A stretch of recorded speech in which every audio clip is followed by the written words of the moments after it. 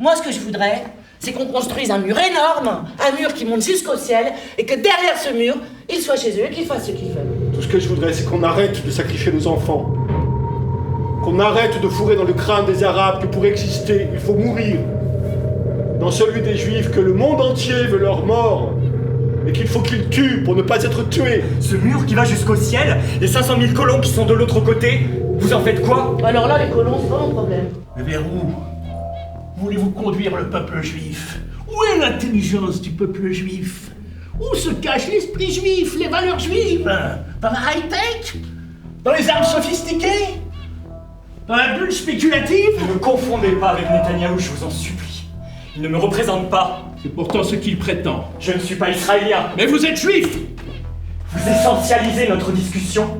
C'est pas à vous de décider de mon appartenance. La paix, ça n'existe pas. Ça n'existe nulle part. C'est un concept, la paix.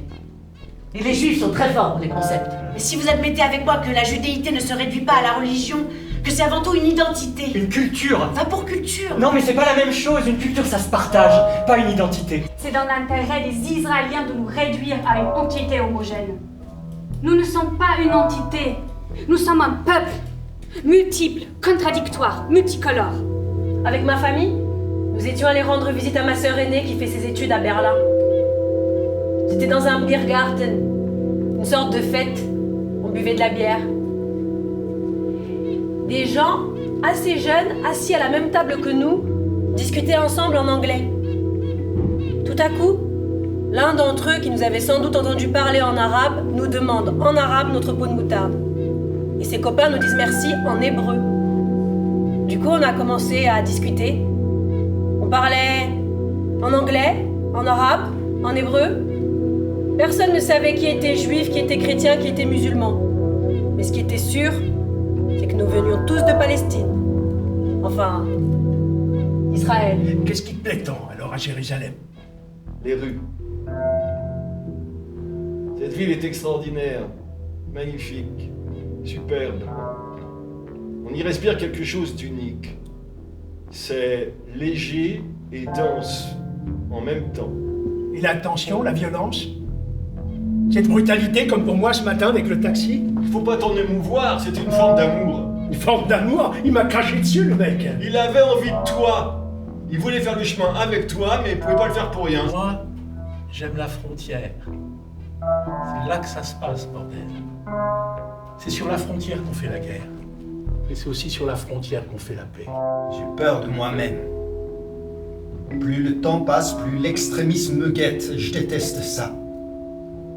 Je suis communiste, je hais toutes sortes de racisme. Le racisme, c'est le cancer de l'humanité, c'est un aboiement, c'est un râle. Et le racisme produit du racisme.